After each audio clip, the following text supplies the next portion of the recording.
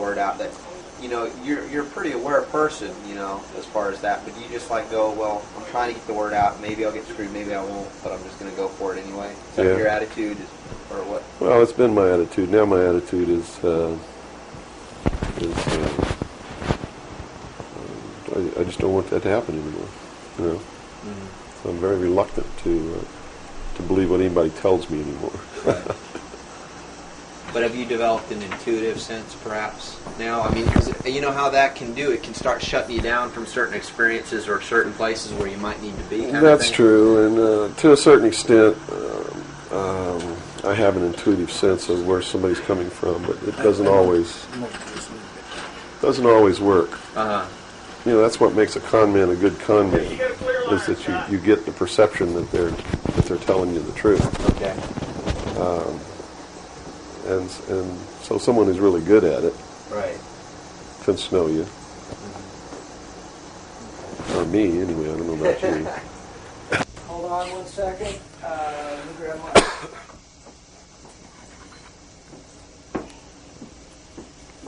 Yeah, you want to wipe your face or anything? No, you got it? Okay. You all right, Robert? Mm-hmm. Robert, you set? Yes, I am. Scott, you're set? Yes. Bill, you ready? Yep.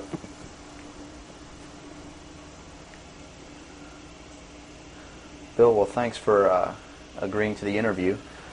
First of all, a little bit about your background. You had extensive military service for many years prior to 1970, where a certain aspect of that military service kicked upstairs, so you were able to see certain things that you were not able to see beforehand. Would you tell us a little bit about that? It actually started much longer in my past than that. I was reared in a military family. My father's an Air Force colonel. He's retired now. He was a command pilot.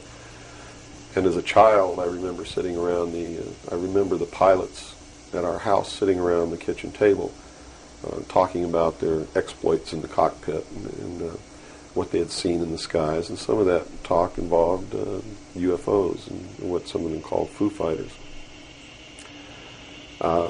And I traveled all over the world, lived on military bases for most of my life. I was really an indoctrinated individual, you might say. I was as establishment as you could get, as gung-ho, pro-government, pro-America, pro-military. And that's why I went into the military, because that had been so much of my life. I went into the Air Force. I was in the Strategic Air Command for 4 years as an aircraft and missile hydraulic technician, which is, I worked on the pneumatic and hydraulic systems of B-52 bombers, KC-135 aircraft, and Minuteman missiles. I had a secret security clearance. That's where I saw my first atomic bomb. I mean, we worked around in these planes, especially the ones on the alert pad, were always loaded, ready to go drop these bombs at a moment's notice. But while I was in the Air Force, I met sergeants, men who were older than me, and had been in the Air Force for quite a while, told me that they had participated in projects that had recovered crashed extraterrestrial craft, what you call UFOs. And they never told these stories unless they'd had quite a bit to drink. So I never really believed it. I thought, well, these guys are running a scam on me, you know, even though I'd heard about these things when I was a kid. I just still didn't believe in them. It's just so far out in left field, it's not something that you really give any serious thought to until something personal happens, which came later. While I left the Air Force, I went into the Navy, which is really where I wanted to be in the first place. I'd always had this tremendous feeling and connection with the ocean. I was an excellent swimmer, but I had a problem as a child. I had chronic motion sickness. If I got in a car and we went on a long trip, I got deathly ill, and same with boats or anything. I couldn't ride on the things at the carnival that went around and round because it just made me tremendously ill. But I decided after I had gone through the Air Force experience that sick or not, you know, I was going to go in the Navy because that's really what I had wanted to do. So I did. Volunteered for submarine duty and was assigned to the USS Tyru, SS-416, which was a diesel-electric boat, World War II type, that had been reconfigured. When I went on board the boat, it was in the dry dock at Pearl Harbor Naval Shipyard, and had literally been cut in half. They put in a 12-foot sonar section and then 3 domes on the deck for triangulating targets using sonar. And this was really one of the most up-to-date electronically submarines that we had. Wasn't a nuclear submarine, but as far as the ability to approach, get close to a target and destroy it, it had a better capacity to do that than any other boat that we had. While we were on a transit from the Portland-Seattle area on the surface, I was the port lookout, and I saw the most incredible thing that I think I've ever seen in my life. And it had such a profound effect upon my view of the universe and the world that we live in, that I wish everybody could experience this. I saw come up out of the ocean, from beneath the surface of the sea, a huge disc-shaped craft about the size of a Midway-class aircraft carrier, which is tremendous in size. Even though that's one of our smallest carriers, or was then, it's still a huge, tremendously big object. Came up out of the ocean and rose into the air and tumbled on its axis and went up into the clouds, and I was awestruck, dumbstruck. And I mean dumbstruck, literally. I could not utter a sound. And my first impulse was to tell the officer of the deck that I'd seen a flying saucer, and then luckily for me I couldn't talk, because on second thought that's not what I really wanted to say, because I didn't want to be the only Looney Tunes character on a submarine with a tight-knit crew that you had to live in close quarters with, because that's a hell of a way to live. So I told the officer of the deck that I'd seen something about 15 degrees off the port bow at a relative distance of about 2.5 nautical miles. And he began to look in that area. And the starboard lookout had heard me tell him this, and he began to look over there. And while we were all three watching, either the same craft or another one exactly like it came down out of the clouds, tumbled again on its, why it did this maneuver, I don't know, but every single time it did it. It's like it came down in this attitude, and then it flipped over and then entered the water. And the water just appeared to open up in front of it. It's just like the account in the Bible about the parting of the Red Sea. That's exactly what happened. The sea actually parted, and this thing went into the water, and then it closed up behind it. And this big spray went up into the air. But it wasn't a spray from the craft hitting the water. It was a spray from the water coming back in to fill up this hole that had been created. And again, I'm thinking, this is incredible. What are we looking at here? And it was metal. It was a machine, and it wasn't glowing or anything like that. It didn't have any lights on it that we could see. But it was obviously metal, and it was obviously a machine. And although I can't tell you that there was anyone inside of it, I believe that there was. And it did something that, as far as I knew, was absolutely impossible. I'd been in the Air Force. I'd worked on the state-of-the-art of our aviation capabilities.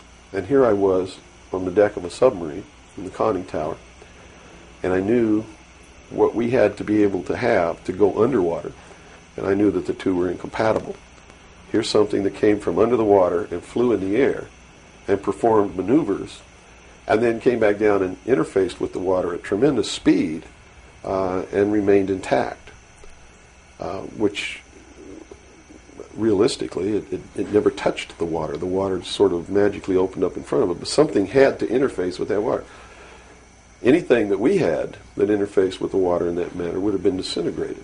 It's like hitting a brick wall. So I was looking at a technology that, as far as our laws of physics and what we knew at that time, didn't exist. This was in 1966. Ensign Ball was as shocked as I was. He called the captain to the bridge. He came up with the chief quartermaster, who brought a camera. And we all stood there and watched this occur over and over again for about 10 minutes. And I still, to this day, don't know if it was the same craft or a whole bunch of different craft going in and out of the water. but it seemed like that there was a hell of a lot of traffic on that freeway right there. And we were watching it as we went by. We never changed course. We never lowered or increased our speed. We made no attempt to communicate or signal. We made no attempt to get closer. And eventually, it just stopped. We were told not to discuss it with anyone, not even amongst ourselves, which was incredible. I never had been told anything like that in my life. You can't talk about something. And to be told that we couldn't even talk about it amongst ourselves was even more extraordinary, I thought. But we didn't. We didn't talk about it. When we got to Pearl Harbor, all the time the chief quartermaster was taking pictures of this. So I know photographs were made. What happened to those photographs, I have no idea. But when we reached Pearl Harbor, we were not allowed to go ashore to go on liberty, even though we didn't have the duty. And about 2 hours after we berthed at the submarine base, a commander from the Office of Naval Intelligence came on board and debriefed each one of us individually in the captain's stateroom. And the ultimate outcome of the debriefing was that we didn't see anything, we didn't hear anything, and we had to read rules and regulations that told us that if we ever talked about what it was that we didn't see, that we could be imprisoned, we could be fined $10,000, we could lose all pay and allowances due or ever to become due. And I learned at that moment that the United States Navy didn't want anybody to know about what we saw, and that severe consequences could come down around the neck of anybody who did. And that was when I understood fully that, yeah, there's a real cover-up. These things do exist, number one, and at least the United States Navy doesn't want anybody to know about it. And there's stiff penalties for anybody who bucks that. Mm-hmm. Moving forward a few years from, 1966, I believe, you gained a special security clearance that revealed to you certain documents, or were revealed to you, or that you saw, yes, relating to this very cover-up. To this and many other things. I was eventually trained by Naval Security and Intelligence, and I was given a secondary NEC, which is Naval Enlisted Code, which was 9545, which is Internal Security Specialist. And an internal security specialist is someone who protects classified information and protects areas, so to speak. And I had a specialty, which I was trained in, which was Pacific Area Intelligence Briefings. And I was eventually assigned to the Commander-in-Chief of the United States Pacific Fleet, who was Admiral Bernard Clary at that time, and served as a member of his intelligence briefing team. And basically all that means, we really had a wonderful job. You come in about 4 o'clock in the morning and you go through all the message traffic and everything. And what you do is what we did was that we prepared an updated briefing on everything that was happening in his half of the world, which he commanded the naval forces and marine forces, as a matter of fact. And put all this together in a briefing where we would update him on ongoing operations, brief him about operations that were scheduled to begin, political situations, deployment of Soviet forces, naval forces, everything. And after the briefing was finished, between 8 and 10 o'clock in the morning, then we were done. We were finished. So it was what you call fat cat duty or geedunk duty in the Navy. It's got all different kinds of names. It's just really a wonderful job. Now, to be able to function in this job, I had to have a security clearance, which gave me access to the information that I had to need to know to help prepare these briefings. And when I first was assigned to the command, I was attached to the OPSTAT office under Lieutenant Commander Mercado, which was operational status reporting, and while I waited for my security clearance. And it took 6 months to get it. What I eventually ended up with was a top secret Q clearance with an SCI attachment, which means sensitive compartmentalized information, and there were no blocks. In other words, there was nothing confining me to only certain compartmentalized information. I had access to whatever the admiral and his staff had access to, because we had to prepare briefings and brief these people on all of these things. And I'm sure that at first I was tested and wasn't shown a whole lot, but eventually, when they began to have confidence in me, I began to see things coming across my desk that were just absolutely incredible. And a lot of it is really hard to talk about because it's so far outside the normal concept of reality for the average American that they're going to find a hard time believing any of it. Mm-hmm. But I saw documents that were labeled under the classification top secret, and the compartmentalized, the compartment that was put into was called MAGIC, M-A-J-I-C, which told me that UFOs are real, which I already knew. I'd seen one. Right. But this went farther than that. It told me that they were extraterrestrial in origin, that there were 4 different extraterrestrial species or races visiting this Earth, and that they had actually entered into an agreement with the United States government with one of these species of alien beings to exchange technology, and it told me all the projects that was underneath this. Project Red Light was actually the testing of extraterrestrial craft. Project Plato was a diplomatic project. Pounce was the recovery of technology. Pluto was the application of that technology to our own secret space program, not the public space program. There are 2 different space programs. One is what the public gets to see, which is overseen by NASA, and the other one is a secret space program that nobody gets to see, which is really overseen by the Navy Department under specialized, compartmentalized black projects. And what these people are doing in secret is just absolutely incredible. I also saw documents under an operation called Operation Majority, which outlined the plans to bring together a one-world government, and also included extraterrestrial information within that. Project Grudge, which was the second project. First was Sign, and then Project Grudge, which contained all of the extraterrestrial information up to a certain point. I forget the year cutoff. And then it was contained after that in another project called Project Aquarius, which was the accumulation of the whole history of alien interaction on planet Earth.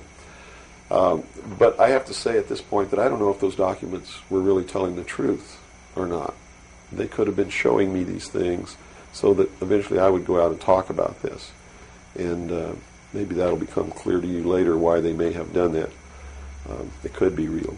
So, but at this point, from a personal standpoint, what was it that, based on your experience in '66, and they said, absolutely do not reveal this to anybody, and here we are a few years later, and you're seeing documents that prove that what you saw was real.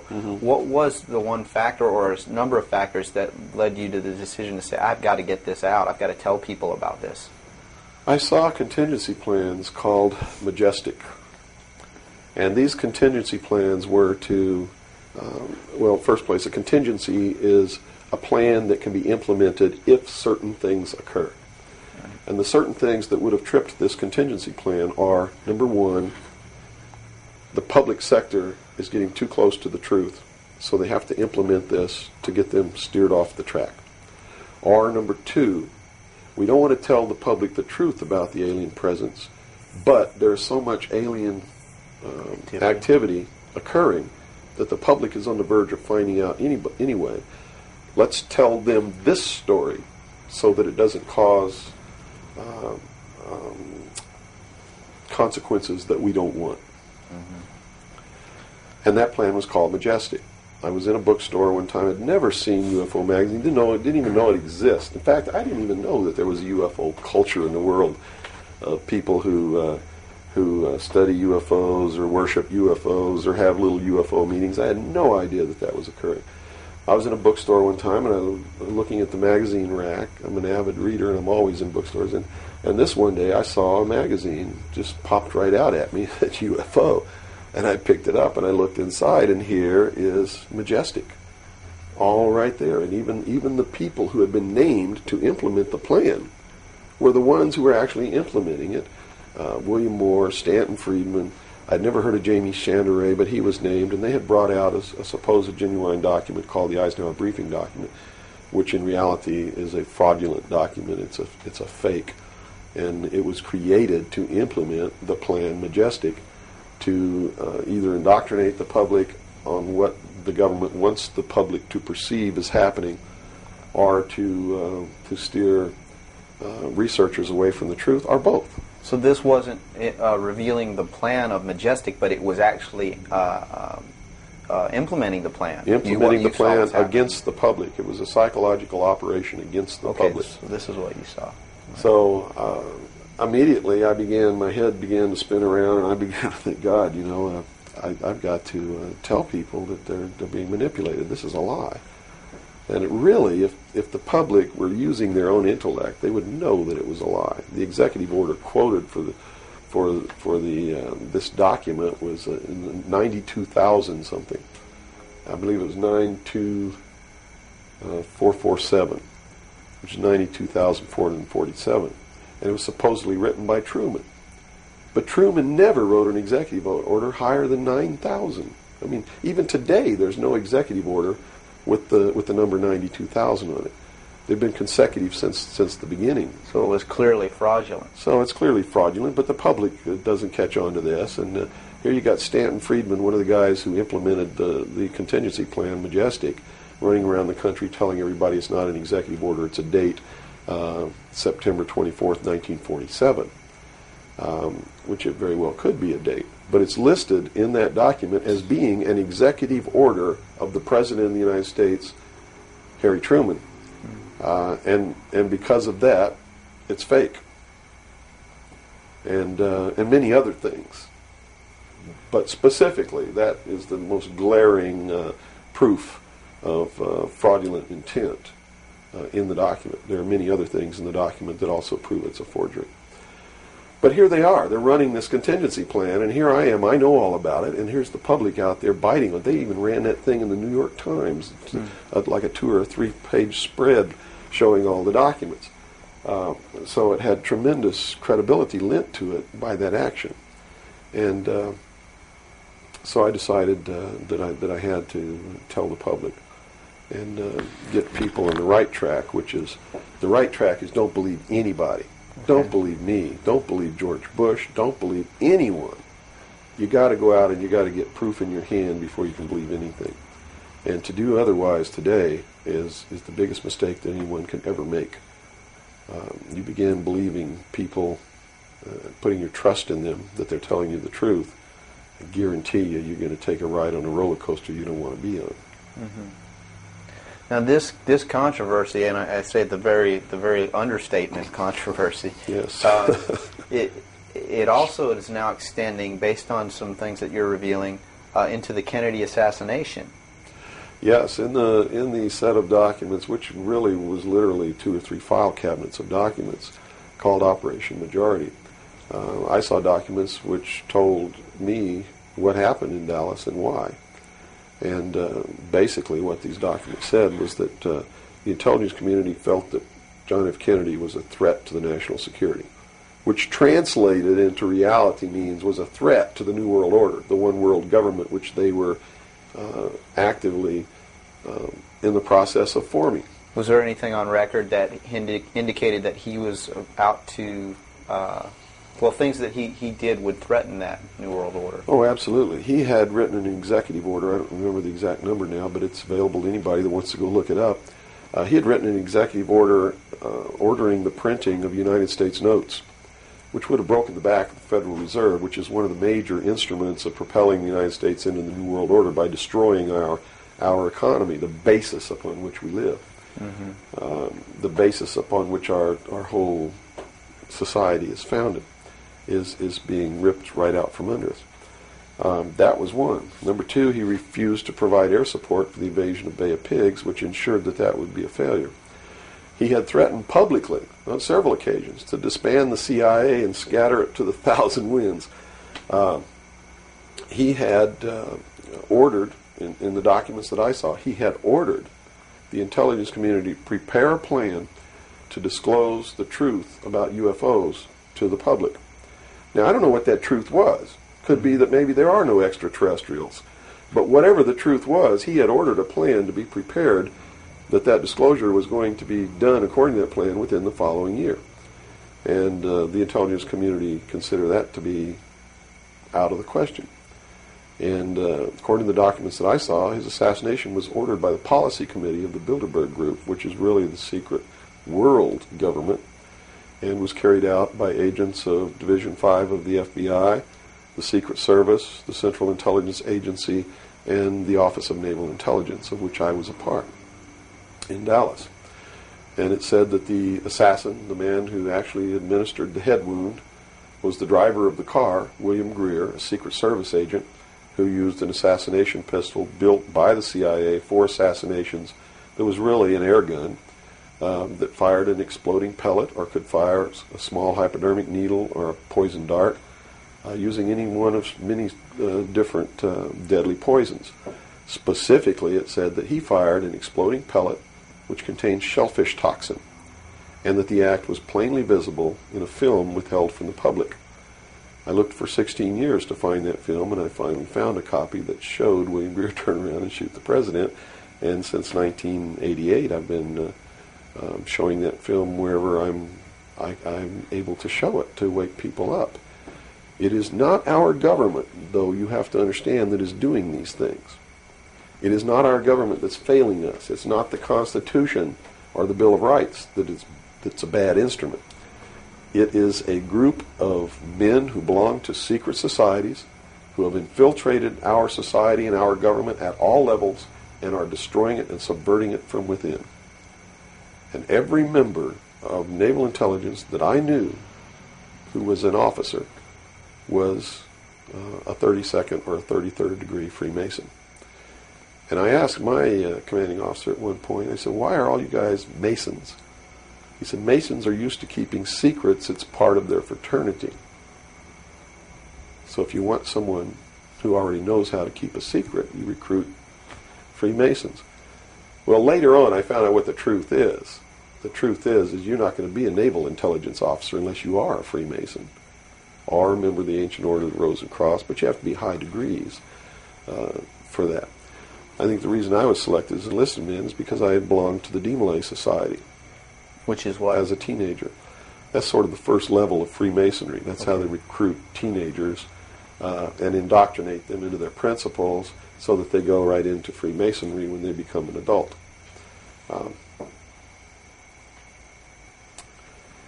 So basically that's the story.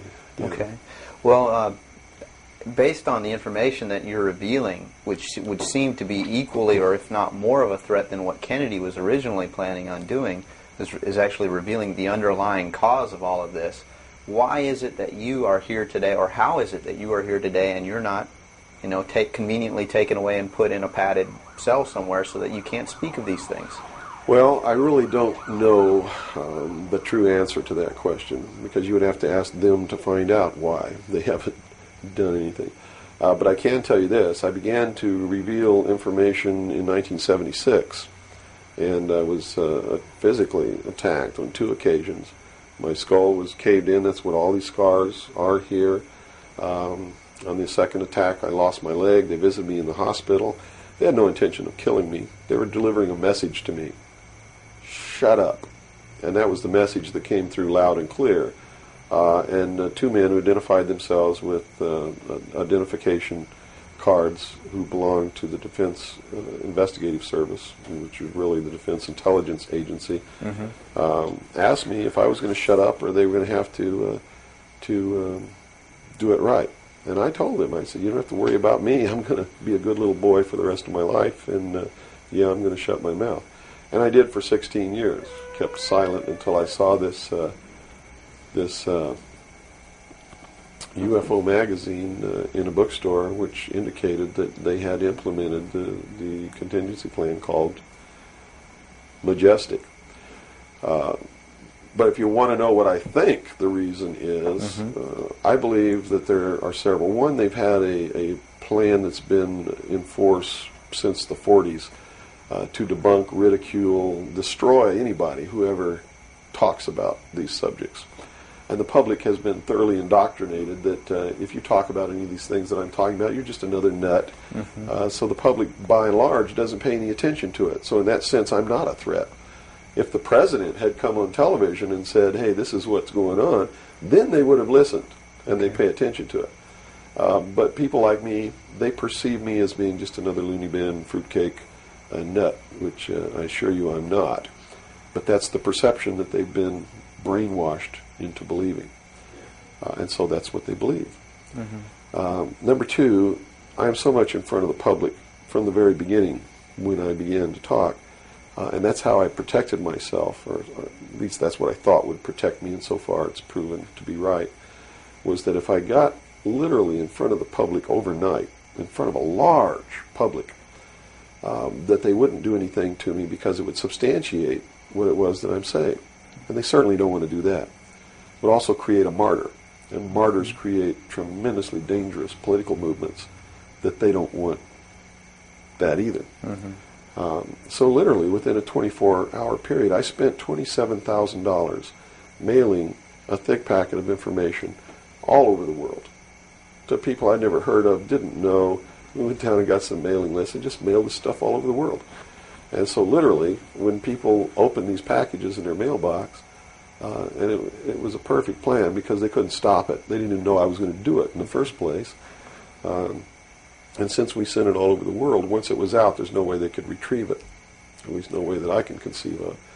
So literally within 24 hours, I was a public presence. And people were asking all over the world, who's Bill Cooper? Is this true? Look what I got in the mail. And just literally flipped the world over on its ear. And I've been in front of the public ever since. So I think basically those are the reasons. They don't believe that the public's really going to listen to me. And so far that's been true. There is a small group of people all over the world who are awakening, who are beginning to understand that they've been living their life in fantasy land, and who are actively seeking the truth.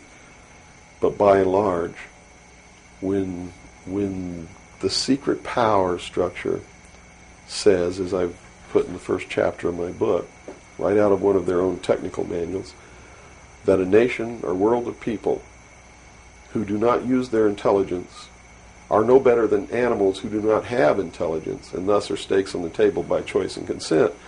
They're absolutely right about the majority of people. It's one of the things that has been an illumination to me, is that they're not always wrong. And many of their goals are the right goals, but the method that they're using to reach that goal is the wrong method. In other words, if you set out to create a perfect world where there will never be any more killing, but to reach that point, you kill 2 billion people, you have become what you're trying to avoid. Right. And it can't happen that way. If you want to create a world of peace, it has to be done by peaceful methods. Means. Yeah, if you murder someone to destroy a murderer, you have become what it was you set out to destroy, and thus it wasn't destroyed at all. It was perpetuated by that very action. And that's what these men are doing. They rationalize everything they do so that they feel better about it. But what they are doing is becoming what it is that they want to get rid of, and the world will never be a safe place for anyone as long as there are men who do these things. Very eloquently said. Thank you. Now, you. your message to people, once again, is don't believe anything. How right. is it that the public can find this and search for this truth on their own if they can't believe anything or anyone? What can you do? It's all in the public sector. It's all available to anyone who actively and diligently seeks it out.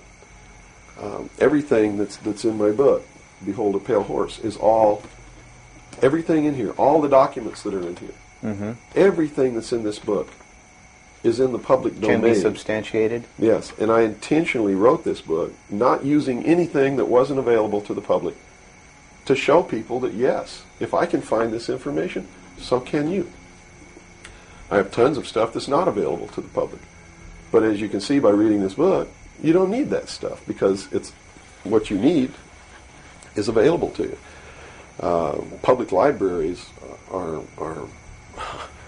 overflowing with the proof of what's really going on in the world, but nobody really utilizes it to the extent that they're able to pick this out and put it together. Another thing I've done for people is I've put it together for them so that they can see the overall picture rather than looking at small things and thinking that it's isolated. Nothing is isolated. It's all part of a big puzzle. Mm-hmm. And the puzzle is coming together. And when the puzzle is assembled, it's going to be a one-world totalitarian socialist government that nobody's going to like except the people that are running it. It's Hitler all over again. And the rationalization is we're going to create the world without war. The utopia. The utopia. But they will never create that utopia because they're not dealing with the problem that makes them want to create it. And that is the inherent flaw in each individual human being that makes us do the things that we do. Until that's overcome, there's never going to be a world without war or without rape or without killing or without robbery. And anybody that thinks that there is has already gone off the deep end. So the method is, here, I'm going to hold a gun to your head so you won't rape, you won't kill. That's right. Yes, okay, I understand. The title of your book, Behold a Pale Horse, what significance does that have? What are you saying with this title? This title is from the book of Revelations, because I have to tell you this, and you may think I'm nuts if you want to, but this is the truth. Either these men are following the book of Revelation, the book of Revelation as it is in the Bible. Mm-hmm. They're either following it, just like a plan, and bringing the prophecies in there to pass to manipulate and control those who believe in those prophecies and neutralize them, so to speak. In other words, if this is written in the Bible and God has ordained it, who am I to resist? It must come to pass, so I'm not going to try to stop it. Okay. What a perfect way to neutralize the opposition right off the bat. Or there really is a God, and what he said was going to come to pass is coming to pass. And I named this, Behold a Pale Horse, from chapter 13 of the book of Revelations. The fourth horseman of the apocalypse is the pale horse. And I looked, and behold a pale horse, and his name that sat upon him was Death. And hell followed with him, and power was given unto them over the fourth part of the earth, to kill with sword, and with hunger, and with the beasts of the earth. And that is taking place now today. The fourth horseman is riding across the world now. That's what AIDS is all about.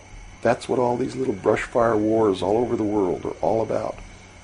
That's what's happening. That's why cancer cures are suppressed. It's because they fully intend to kill a minimum of 2 billion people by the year 2000. AIDS is an invention of man. It is not a natural disease. And it has been implemented and placed into the population as a population control. And when they did it, they had the cure before they did it. Mm-hmm. And when they deem that enough people have died or been killed, they will say, we have a cure for AIDS. And everybody will be called to report to some place to get an inoculation, which is going to do two things. One, it's going to stop AIDS in its tracks. And number two, it's going to implant a device which will be able to be used to track each individual person and maybe even to control those people. And that's what the pet implant program is all about. It's not about finding lost pets. They don't give a damn about pets, and they would never put a satellite in orbit to find a lost pet. But yet there's a satellite up there that they're using to find pets that have been implanted with these devices. They're testing this program on pets that's going to be used in human beings. And in the Los Angeles Times in 1989, they ran an article. It was 10 Forecasts for the Coming Decade, was the title of the article. I have a copy of it in my research center. And number 5, I believe it was number 5, in those 10 forecasts for the coming decade was chemical or electronic implants to control individual behavior on a 24-hour basis, unquote. So it's not hidden at all. It's there for anybody who wants to look.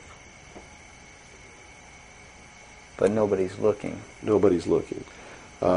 They believe, and I believe that they're right, that the biggest danger to mankind right now is man himself, population. A study in 1957 told them that by 1990 the world population would double in 33 years. Can you imagine that? The world population of human beings doubled in 33 years. Mm-hmm. And they knew that it's an exponential doubling throughout history. Every time it's doubled, the interval has gotten shorter. So that was 33 years. The next doubling will take place in approximately 28 years. The next one after that, approximately 24 years. Can you imagine if the world population doubles again in 28 years from 1990? In other words, in the year 2018, the world population doubles. And we're having problems with food supplies and timber and clean water and clean air now. And then after that, it doubles again in another 24 years. That's why they created AIDS. Because they didn't want to have to go around the world and say, you, and you up against the wall, you've got to die today. And shoot them. They did it in a manner to where they could target what they consider to be undesirable populations. And I want to be very clear that I don't agree with them on this. They specifically targeted blacks, Hispanics, and homosexuals for complete eradication.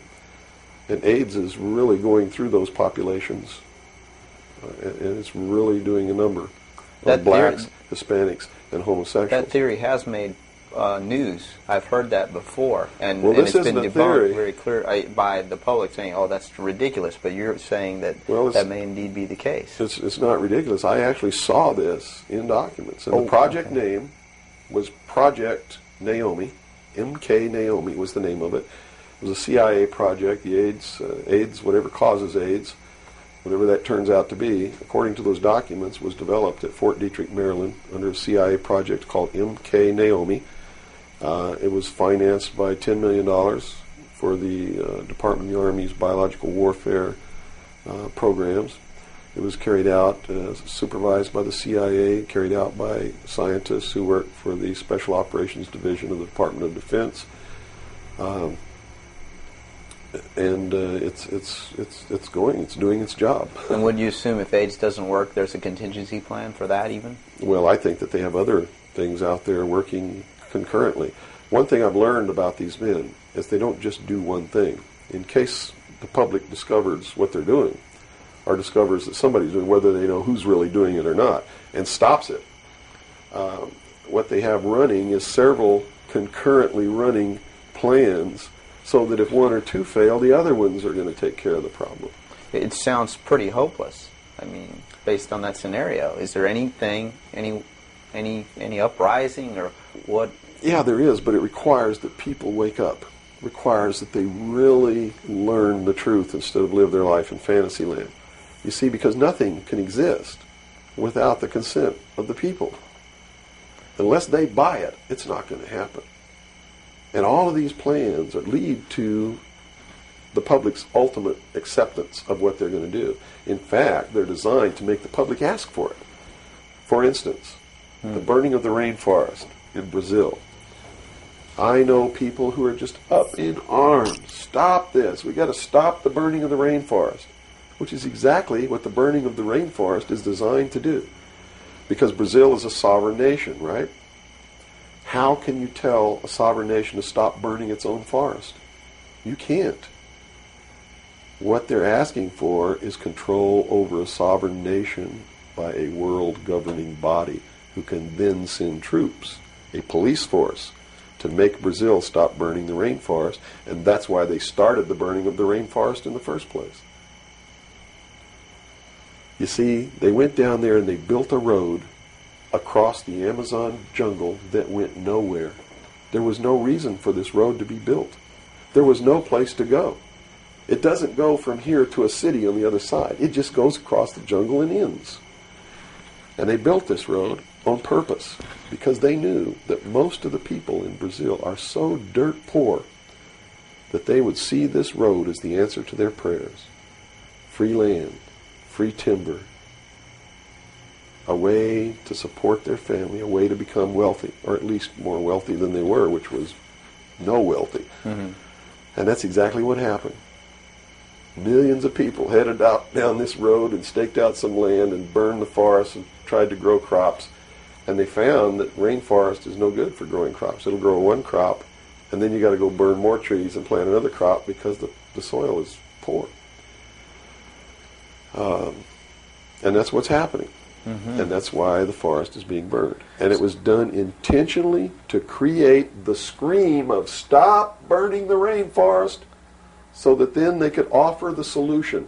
The solution is a world governing body that can then order and enforce that order of Brazil to stop burning the rainforest. So the green movement worldwide is now just a manipulation. Yes. Of.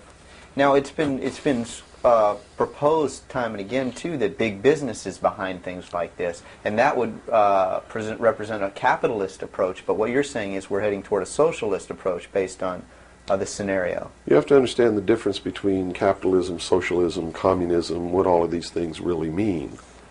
You have to understand what the difference is between right wing and left wing. People, they use these phrases all the time, and they don't even know what these things mean. And it's just incredible to me to hear a socialist calling someone else a Nazi. Because Nazi means National Socialism. So here's a socialist calling a right-wing guy a Nazi, when what he should be calling the right-wing guy is anarchist. People on the right want no control. Mm-hmm. They're really anarchists. Okay? So they would, in theory then, or in fact, be in opposition to this ultimate movement. Yes. Whereas in appearance, they would be the ones behind it. Well, when you have a misunderstanding of what the terms mean, yes. Okay. Right-wing, on the far right, is total anarchy. They don't want anybody controlling anything that they do, and they believe that people are responsible enough that the world can exist without government. Okay. Or the very minimal government that it would take to. On the far left, on the other hand, they believe that the government should be in total control and should be supply man with all of his needs. Well, creating a whole society that's dependent. Right. A republic is somewhere in the middle. It's governance by laws. Laws are decided by representatives who are elected by the people. And according to the theory, the representatives will do what is right, whether they get elected or not, because it's not really a democracy. A democracy is far left. People don't understand. We don't live in a democracy. This country is not a democracy. It is a republic. A democracy is ruled by the mob. The mob always votes themselves every kind of benefit that they can vote themselves. And whenever you do that, it means large, tremendously overpowering government in control. They vote themselves into dependency. That's it. They Okay. vote themselves into a dictatorship is what they do, where they lose all of the benefits that they intended to vote themselves into in the first place. Okay. And democracies are extremely dangerous to minorities, because if the majority of people don't like you, Right. they're going to vote that they kill you, and they can, that's it. Democracies are dangerous. Democracies are socialists. Democracies are communism. That's what communism is. The definition of communism is everybody doing according to their talents and receiving according to their need.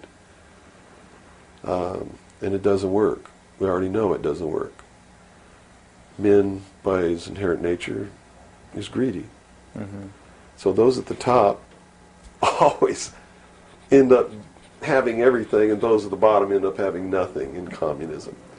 Socialism is different. Socialism usually ends up in a dictatorship, in a very controlling dictatorial government which even owns the people that it governs, so that those who live in fear of not having are provided for what they need, and in turn they worship this oppressive government. Socialists are children who went out into the world, took a look around and said, I can't handle it, and went home to Daddy. Okay. Daddy, protect me. Daddy, feed me. Daddy, loan me your car. Daddy, tuck me in at night. Socialists are scared little children who are irresponsible, can't stand on their own 2 feet, and need Daddy to take care of them. Okay. Okay? And now we got the... But what happens when you go home to Daddy and Daddy does all these things for you? Tell me. Well, you never leave the home. You've not got no reason to. In other words, if you're being provided for in that way. You're being provided for, but what does it mean? Doesn't it mean that you have to do what Daddy tells you to do? True. Doesn't You're mean you under have to his be in rules. when Daddy tells you to be in. Doesn't it mean that you can't drive the car to the next town if Daddy tells you you can't. Doesn't it mean that if Daddy tells you to take out the trash, you better take out the trash? Are you beginning to understand the concept? When you ask for favors from Daddy, you have to give up freedom in return. Right. Okay. So socialism always leads to repression of liberty, freedom, equality. All of those things fly out the window so that you can have free health care, so that you can have a place to live but you don't have to pay the rent, so that you can have food given to you by the state. And that's where we're headed. Right in this country right now, we're almost totally socialist, and now people are screaming for a national health care policy. Right. Health care insurance. Now, the other aspect, once again, I'd like to go into is the anarchy or the right wing, which we just into that similar. Anarchists believe that they can be responsible, that they won't hurt other people, Okay. that your freedom never ends until it begins to infringe upon someone else's freedom, and that no one should have any control over that there should be no speed limits on the highways. The problem is that, again, just like on the socialist side, you have people over here that are human, and human condition means that ultimately somebody's not going to be responsible, that they're going to drive too fast when they've had too much to drink, and they're going to kill innocent people. The answer is a balance. You know, the law of the universe says this. It's a law of physics, really, and everybody can understand it. For every action, there is an equal but opposite reaction. There can be no good unless there is evil. There can be no man without a woman. You understand the concept? Based on that, the theory of a utopia here on Earth is corrupt right away. Absolutely. It goes against the laws of physics. It goes against the law of the universe that there must be two opposing forces all the time in every instance, because that's what makes the universe work. That's what makes everything work. What we need to do is stop trying to go way over here and establish some utopia of freedoms, or way over here to establish some repression of freedom so that we make sure that we got something on the table to eat. And strike a balance between the two that works. And stop withholding information. What makes it difficult for anyone to succeed or live, or for us to really come together and have peace in this world, are all of these people who think that they are the guardians of the secrets of the ages, and only them have truly mature minds, so only them are worthy of knowing the secrets and the real science and the real metaphysics and all of these things. So they repress it and they keep it secret, so the rest of us live out our lives and we don't know the truth of what life is really all about. Therefore, we're always stumbling over each other and getting in each other's way and doing the things that we profess that we don't want to do, simply because we don't have access to the truth. If we had access to the truth... Now, I got to tell you this. Back when these men first began establishing these societies, these mystery schools, and suppressing information, the common man was uneducated, did not have an intellect capable of understanding these secrets. They were really beasts of burden, for the most part, and they lived their whole life in toil. Right. But things are not that way now. Most people have a good education. They have a good mind. They're capable of understanding if they're taught, and if they're taught correctly. And I think it's time to teach people what the truth is, and quit hiding it, so that we can come together as one humanity and make a balance and live together in a balance. Evil's never going to disappear. Neither is good. But we can maintain a balance, and life can be good. Instead of swinging back in this tremendous battle between these two opposing, radical, extreme ends of the scale. That's got to stop. I've never understood why somebody would join together in this band of people and call himself a Democrat and not vote for anybody else if they're not a Democrat. That concept is beyond my understanding. And Republicans and Libertarians and Populists and Communists and Socialists and this and that, and blacks and whites and Indians, and there are so many sects and groups and segments, and we're so fragmented that getting together is going to really be difficult. But we've got to do it. Because if we don't wake up and do it ourselves, these men who meet in secret and plot the manipulations are going to do it whether we want it or not, and they're going to do it at the point of a gun. And they're going to take away everybody's freedom because they don't consider us responsible. Capable of having that freedom. Are capable, or even of using our intellect. So they'll put us in shackles and control us and force us to be peaceful. That's what the plan is, and that's what the New World Order is all about. Well, we've run from UFOs right to this, and at first a person might watch this and say, "Wow, this is really strange." But where we've come down to, based on that beginning, is quite in the realm of common sense. Well, it's not strange at all. It's what they've been trained all their life, that if they hear these buzzwords, they're listening to some loony idiot talk, and it has no substance to it. Once they get into it, though, and begin to understand that everything is interconnected, it's leading us toward one end, a one-world totalitarian socialist government, and begin to see it coming to pass all around them in their life, and understand that nothing happens by accident. It's been planned for many years.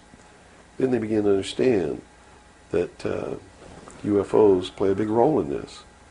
Because if they're real, it's the most significant thing that's ever happened in the history of man, and may be the driving force behind locking up the human race. Because how could a UFO land in a place like Macon, Georgia, and somebody who doesn't look like us get out, walk down the street? And I'm not trying to insult the citizens of the state of Georgia. What if they landed in Newark, New Jersey, and got out and walked down the street in a society that kills people because they sit in the wrong seat on a bus? I'd assume now that they'll know about us. Of course they will. They probably already know about you if you've been exposing the truth on your show. Would you assume that our phone lines would be bugged at this point? I don't know. I doubt it. They don't really consider you to be a threat unless you develop a large political following. Oh, okay. So, unless you have a large political following, you're not considered to be a threat to them. Not yet. Because they figure that the people are too stupid to listen to you anyway. And generally, they're right. So we're in the process of educating people then. Yeah. It's the best thing. Education is 60 or 70% of the battle. Yeah. Because people automatically begin to do the right things once they learn what the truth is. They're educated to it.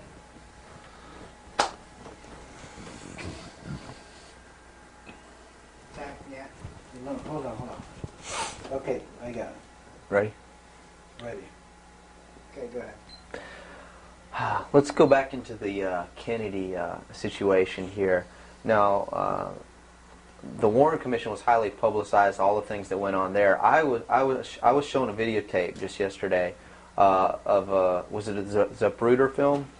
It is the Zapruder film. Okay, and it clearly showed to me that a number of things. One in which that the film was obviously tampered with. Absolutely. but not tampered with to the point where I couldn't tell that the driver of the limousine was pulling a gun, or what appeared to look like a gun, around his shoulder and shooting President Kennedy in the head. That caused his head to snap back. Did the Warren Commission see this? It seems so. The Warren Commission never looked at the Zapruder film, ever. So they never saw it. Now, I don't know who testified during the Warren Commission about the Zapruder film, if anybody did. But I do know that later at the investigations of the House Select Committee on Assassinations, that a man was specifically hired as an expert witness to view the Zapruder film and tell the committee what it showed. And that man's name is Robert Groden. He wrote High Treason, which is a bestseller out now on the Kennedy assassination. And he was one of the many so-called technical experts for the making of Oliver Stone's film called JFK. He's also a fake, a fraud, a traitor, a liar. He was hired by the House Select Committee on Assassinations based upon his resume, which says, very simply, that he is the world's foremost #1 photo analyst, which is a lie. He never went to school in photography. He never was a photographer. He never was a photo analyst. And I got to tell you right now that the world's #1 foremost photo analysts are all come out of the military intelligence community, who are trained to interpret high altitude photography and learn what really is there. He never served in that capacity either. He looked at the Zapruder film and he told Congress, he told the committee in testimony, he testified, both in written and in verbal form, that William Greer never took his hands off the steering wheel. And that's a blatant lie. I mean, anybody can look at the Zapruder film and see that William Greer takes his hands off the steering wheel. And even if you couldn't see it, if they cut out the frames, you can still see that William Greer, if this were the seat of the car, is turned all the way around with his right side against the rear cushion of the front seat, looking directly at President Kennedy in this attitude, and it is a physical impossibility to have both hands on the wheel in that attitude. So we know that Robert Groden, #1, was not who he said he was, had no expertise to be doing the job that he was hired to do. #2, even if he had no expertise, it is plainly visible in the film that William Greer could not possibly have had both hands on the wheel. So we know that Robert Groden didn't make a mistake. We know that he intentionally lied to deceive Congress and thus the American people.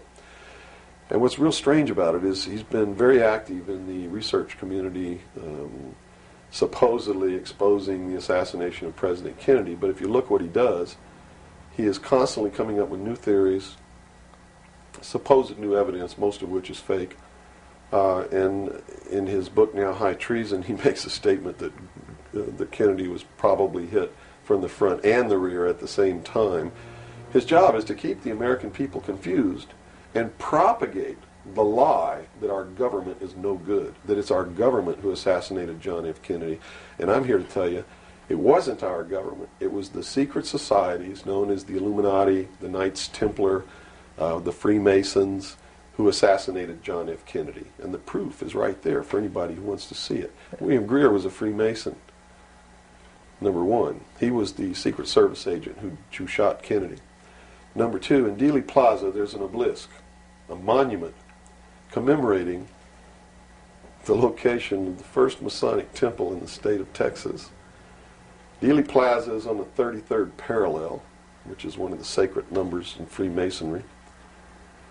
He was assassinated in a manner that assured the greatest flow of blood, which is called blood atonement, which was practiced by Freemasonry in the early days and supposedly is not practiced now. But in reality is the method of choice of execution, trial and execution by Freemasons.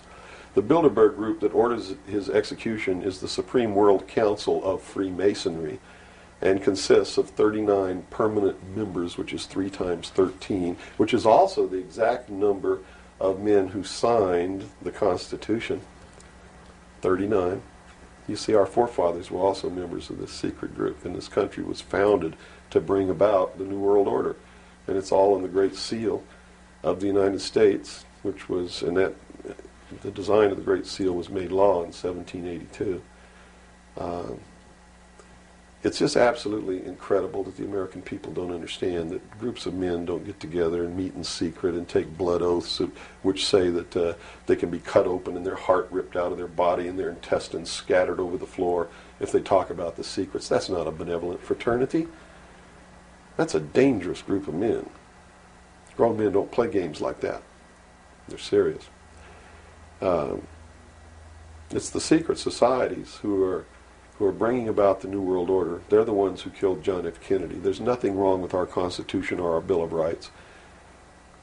But Americans are going to be convinced that our government sucks.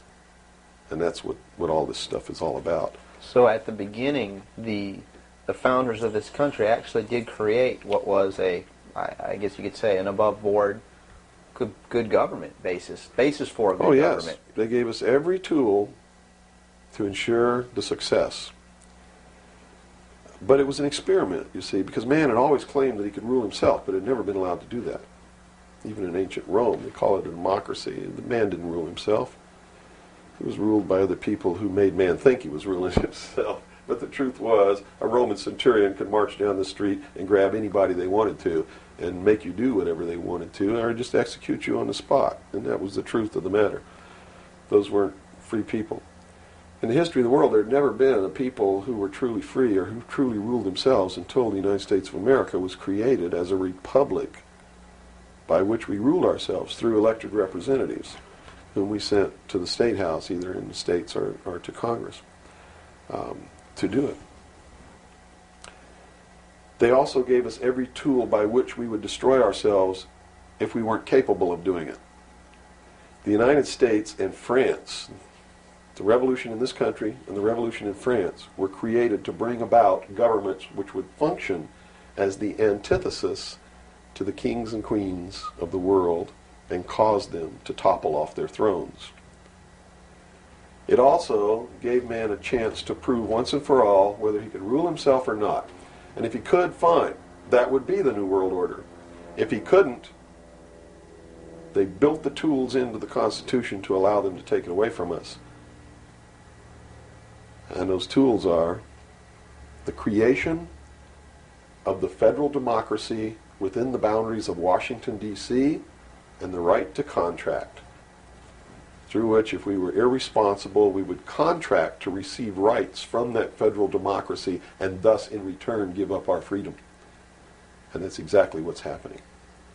It's exactly what we've done. John F. Kennedy was short-circuiting the New World Order. He had ordered the printing of constitutional money, United States notes, which would have destroyed the Federal Reserve, which is not an agency of the United States government. It's a private corporation owned and operated by the world bankers, controlled by the Illuminati. And its purpose was to destroy the middle class in this country and thus our economy, and throw us at the mercy of the New World Order. And we see this unfolding now. You see it unfolding now. You are seeing, and I predicted this well in advance, you are seeing the destruction of the economy of the United States. And it will continue. It will not get better. It's downhill from here on out. Unless we nationalize the Federal Reserve, lock up the criminals who own it, cancel the debt, which will then bankrupt the Illuminati, which is exactly what we ought to do, print constitutional money, which cannot be usurped, which cannot lead to our destruction, and go back to what we're supposed to do, and quit contracting for benefits. We're escaping from the laws of nature, and there's a terrible consequence for that. Mm-hmm. Terrible consequence.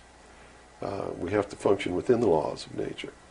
You can't contract for somebody else to keep you alive. You have to be responsible within your life to keep yourself alive.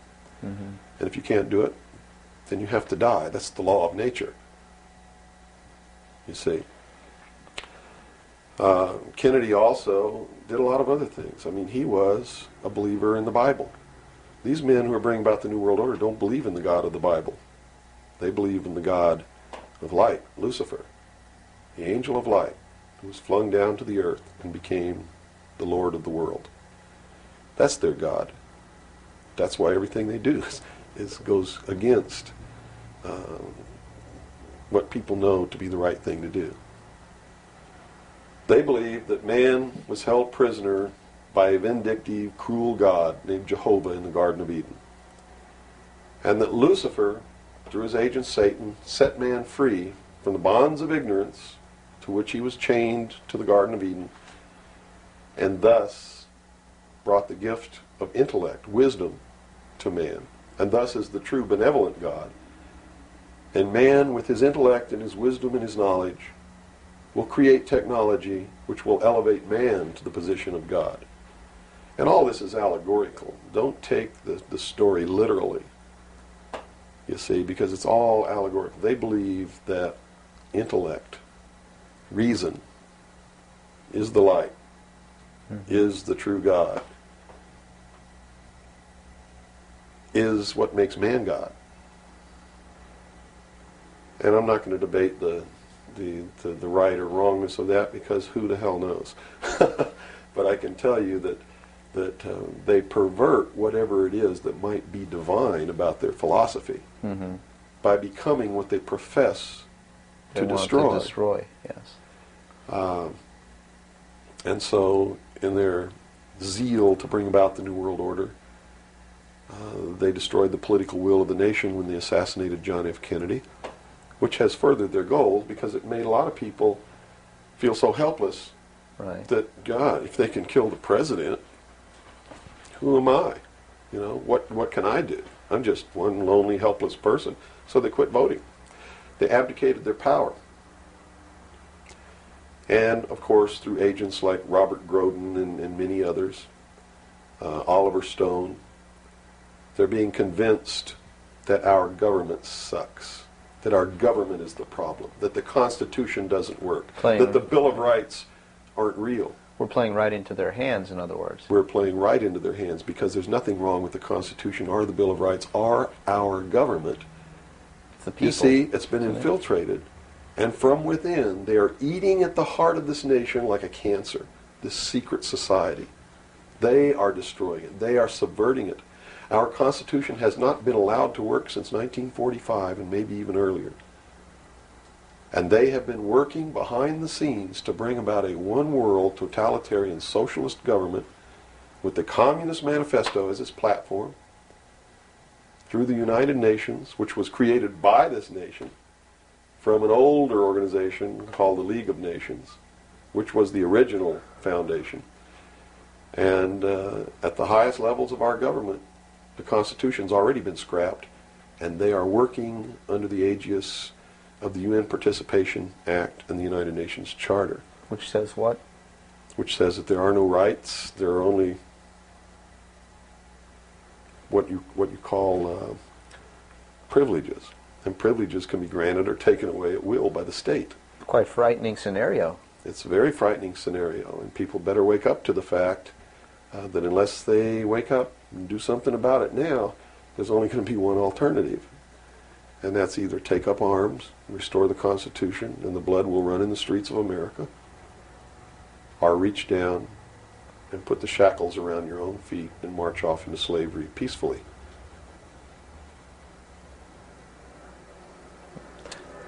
Not going to be easy the coming years. Wow. Now, historically, this may or may not relate, but at least modern world, contemporary world history does not include the stories of Atlantis and Lemuria that go predate. How does that history, and why was that suppressed, or why is it still being suppressed? How might that affect what we are understanding is going on today, or is it related? Well, I'm not sure if a place called Atlantis or Lemuria ever existed or didn't exist. I don't really know. But I do know that the story that is told about the civilizations that lived there are something that we should listen to, because this whole scene may have played itself out before on this earth. And if you understand the theory, which I believe has been accepted as fact now, of continental drift, there may have been an Atlantis and a Lemuria, which had tremendously developed technologies and societies. And the same scenario that we're playing out now in this great stage called the world may have played itself out over and over again in the past for millennium. In my investigation of the mystery schools, the secret societies that are bringing all this about, that really control everything behind the scenes, I found that this is all about religion. And it's all about a recurring theme that is penetrated and is at the heart of every religion in the world. And that is a creator or a creatress who has a son that is sacrificed and then is resurrected and saves the world or saves humanity. It seems to be an archetype that is within us. And so that you don't go flipping out watching this tape. I'm a Christian. I believe in the teachings of Jesus Christ, even though it may turn out that he may have never lived. The scene, it doesn't matter. When you read his words, and you can go back through history and find these are the same words that were spoken by every Savior that there ever was, are the most beautiful, most profound, most affecting words that have ever been spoken on the face of this earth. And when I get down and almost get to a point of hopelessness, I just go read the Sermon on the Mount. And I come back up again. Because in the end, it's not going to matter whether Jesus ever lived or didn't live. The story is real. And it's within all of us. And it brings us to something within ourselves that is good. But these men don't look at that. They believe that the end justifies the means, that these stories are just stories, and that the real meaning behind it all is that man can transcend his animal state through the realization of intellect and the overcoming of all of his emotions and feelings and morals, guilt, all of these things. And I just can't go along with that because I believe it's our emotions that tell us when we're doing wrong. We feel it within ourselves. And a person without that capacity to feel when they're doing wrong becomes a sociopath, which is someone without a conscience who really believes that the end justifies the means and therefore has no pangs of conscience nor no reluctance to murder someone who gets in their way. Mm-hmm. And it's extremely dangerous. Now, do these people recognize the continuity of life? In other words, you have told me earlier that they're after physical immortality. They believe that through their technology, man will become God. With the power of reason, through technology, man will himself become God. They will engineer, just like Hitler wanted to do, the super race who will live forever. And the concept is the same, and the men behind it are the same as Hitler was. When they killed John F. Kennedy, it shows you what kind of men they are. Because they would not stop to kill anyone who gets in their way. And they've never stopped at it. Their goal, literally, to bring about the New World Order, will be to kill approximately 2 billion people before the year 2000. AIDS is one method of doing this. There'll be many more. As they solidify their control, everyone will be given a choice. They'll be presented with a new world religion. They'll be told to renounce Christ, renounce Buddha, renounce Muhammad, join the New World Order, join the New World Religion. If they refuse, they'll be executed. Very simple. And it won't bother them a bit. In fact, according to their belief, they believe they'll be helping these people. And in reality, they will. Because those people will transcend this physical state while they're prisoned here living forever. I feel sorry for them because those of us who will eventually die will transcend the pain and the suffering that goes along with this world. Mm-hmm. And they're so egotistical that they preserve whatever they do so that the diligent can find out what kind of men these men really are. For instance, the Kennedy assassination, I've been showing a film for 5 years that shows exactly who did it. I show you exactly where Oswald is on the film. He wasn't even on the 6th floor. He was standing in the doorway of the book depository building watching the motorcade go by. And it's incredible. At the same time, you said they would have everybody renounce religion. Yes. Have they as well been using it as a tool for their means? If you're a Christian, you'll be required to renounce Christ and join the New World Religion. Now remember I told you before, that no matter what your religion is or what you think, they are following the scenario in the book of Revelations to a T, right down to the last little bit. If you want to know what's going to happen in the future, if we don't wake up, and through the power of those, see, not one drop of blood ever has to be spilled, and no one has to ever put any chains on their legs or their arms, ever. If people just wake up and exercise what was given to us in our Constitution, the power of the vote, while we still have that power. So you say there is still a possibility for like one individual watching this tape to actually make a difference. You better believe it. How Yes. would that be so? Well, number one, learn what the truth really is. Get away from the fantasy that you've been living. Educate other people, those you know, your family. Once that begins to happen, it spreads. And then if the people decide that they don't want what they have in store for us planned, just through the power of the vote, they can make this country and the world whatever they want it to be. Whatever they want it to be. And there are no limits on that, except to understand that you can never make everything all right, and you can never make everything all bad. Both must exist, and we must maintain a balance. And we must become responsible.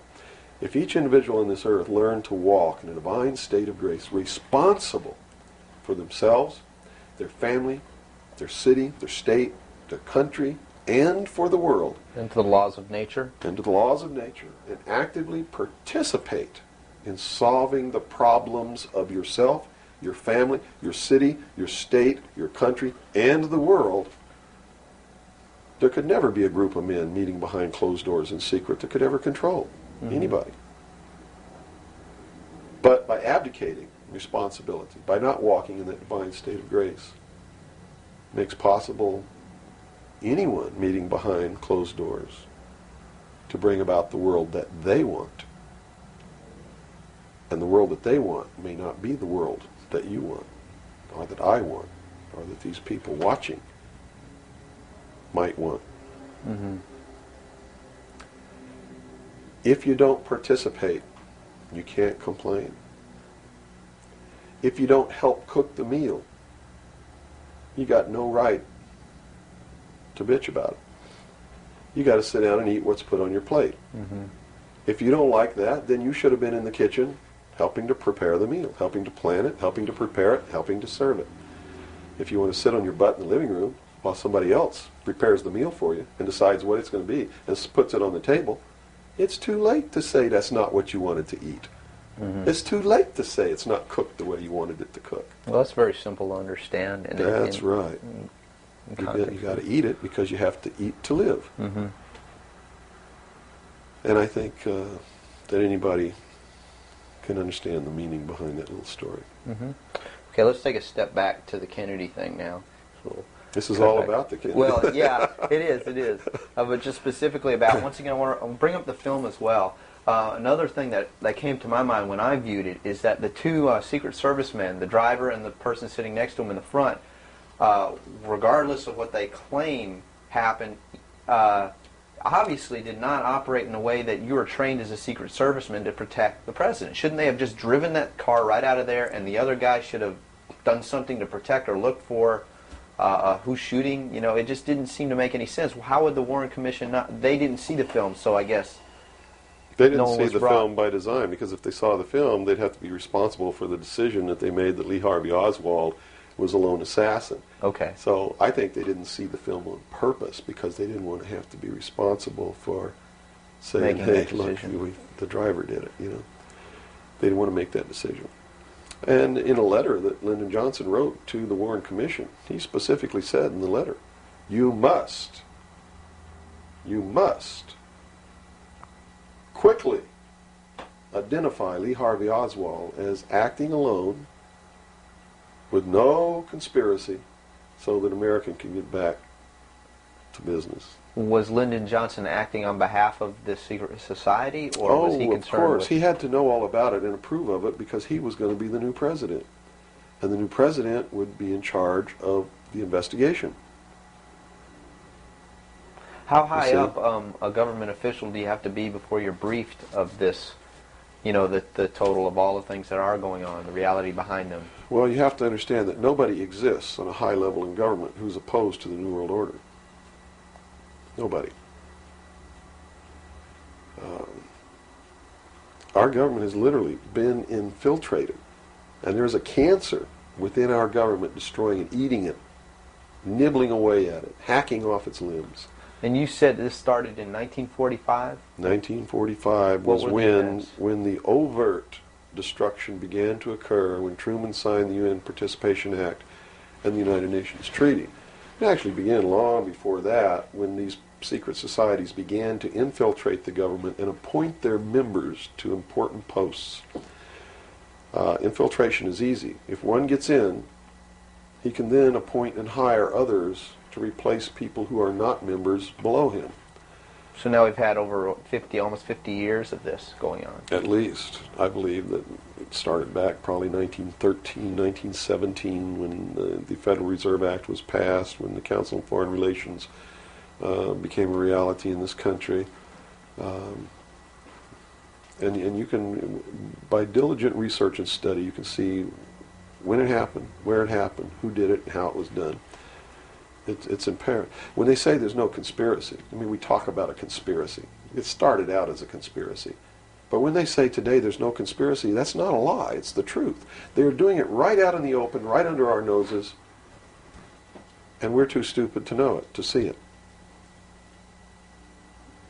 So it's not a conspiracy now today at all. It's right out in the open. They even published their plans. I mean, here Carter appointed Zbigniew Brzezinski as the National Security Advisor, who just wrote a book before he was appointed, declaring himself a Marxist.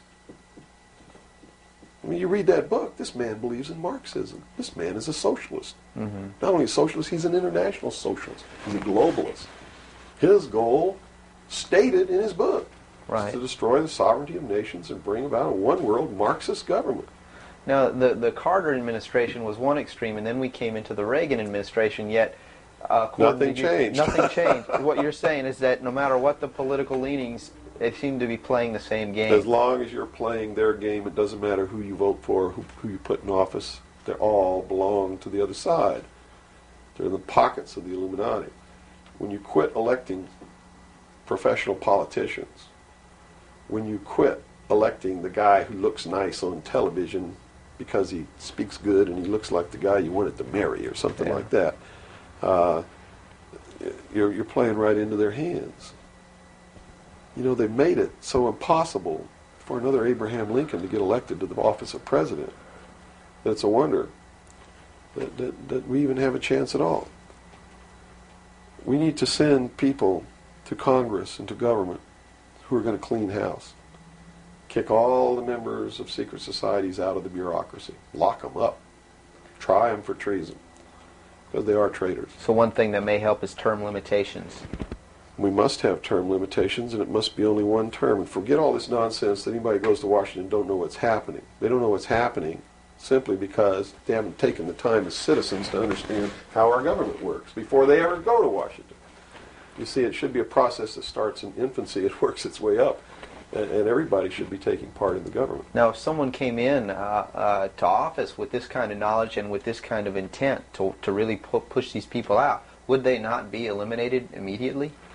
Not if they have the people behind them, because what the people would do in one fell swoop, in one election, would elect people who've never served in government before, kick the incumbents out, send citizens to Washington. And here's the way it has to be done. You know, right now, you don't even pay your congressman. You know who pays your congressman? The federal democracy of the District of Columbia. The federal government pays your congressman, who's supposed to be representing your state and you. The federal government is a foreign country to your state. Why should he represent you? Not only that, but he moves to Washington, D.C. He maintains a residence here, but he doesn't live here. And as long as you re-elect him, he continues to live in Washington, D.C. forever if you keep re-electing him. So they lose all touch with what's back here. They're paid by a foreign government, the federal government. They're not paid by the sovereign state of Georgia or by you. They have to be paid by you. And they have to live here. They can't move to Washington, D.C. They go to Washington, D.C. for one term. Okay? One term only. When that term's up, they have to come back. And you don't pay them exorbitant funds. You pay them just enough to live on comfortably while they're there. No fancy giant cocktail parties, none of this crap. And you take care of their family. See, they don't take their family either. That's the other clue. They leave their family here where they live. You, the people of Georgia, take care of their family and their business or their farm or whatever it is they have while they're gone. Now do you think they have a vested interest in representing you? They sure would under those conditions. Yeah. But under the conditions they go under now, they have no interest whatsoever in taking care of you. Now let's look at the current. They're taking care of themselves. The current crop of presidential candidates. Is there anybody even running that represents something that we're talking about here? No, all of them are New World people. Tsongas, in his book, even everything that he's written touts the New World Order. All of it, right for Tsongas' literature. You're going to see New World Order, New World Order, New World Order, New World Order. Clinton, the governor of Georgia, was selected in 1991 by the Bilderberg. Governor of Arkansas was selected in 1991 by the Bilderberg Group in Baden-Baden, Germany, to be the new president of the United States. Remember what happened to Gary Hart? What did he do? He went out on a boat with a woman who wasn't his wife, and he was destroyed. Look at Clinton. What's happened to him? Nothing. The press is on his side. They're helping the guy. You know why? Because he was chosen by the people who own the press to be the next president of the United States. Now, I don't know if he will be or not. That's up to the American people. Mm-hmm. But if they get their way, he will be. Bush is one of the most heinous criminals that's ever walked on the face of the earth. Bush is the man who's been a CIA agent since his college days. He's a member of the Skull and Bones, the Russell Trust. He was initiated in a casket with a ribbon tied around his genitalia, which symbolizes that he's a priest in the temple of Isis. A pagan, this guy. This man is a member of the mystery schools. Well, he has the outward appearance of a good Christian, church-going Christian, no? They do whatever they have to be approved by the people, but in secret, they're not at all. This is a man who practices pagan religious rituals, magic. Doesn't matter what you think of all these things. I'm just telling you, this is what he does in secret. Mm-hmm. He is the man who, when he was chief executive officer, when he was president of the offshore division of Zapata Oil, organized and began the first large-scale drug smuggling operations into this country. George Bush is the one responsible for the drugs on the streets. And the war against drugs is not a war against drugs, it's a war against the Bill of Rights. We've already lost the Fourth Amendment in this war. That's true. And we're going to lose everything else. You watch on, it amazes me, people watch on Saturday night, cops, top cops, tough cops, 911. All of these stories that are glorifying the police state, and they're falling right into the manipulation as they watch police with no search warrant, with no court order, break down people's doors, tear out their walls, rip open their mattresses. All in the name of the war on drugs. Pretty sneaky. It's pretty sneaky, all right. You see them stop people in the streets, and the guy's got $400 in his pocket. They don't press any charges. They didn't even have any reasonable suspicion to stop the person and search him. And what do? They take their money, and they don't give it back. And America's watching this. And the stupid idiots, yes, you stupid idiots, you sit there and watch it, not realizing that when you take away that man's freedom, you've also taken away your own. You see, because they can do the same thing to you. Just because you talk a way that they don't like you talking, or because you wear red shoes and they don't like red shoes, they can do the same thing to you. And under the new law, without a court order, without a search warrant, they can break down your door, they can rip open your mattresses, your couches, your walls, they can trash your house. All in the name of the war on drugs.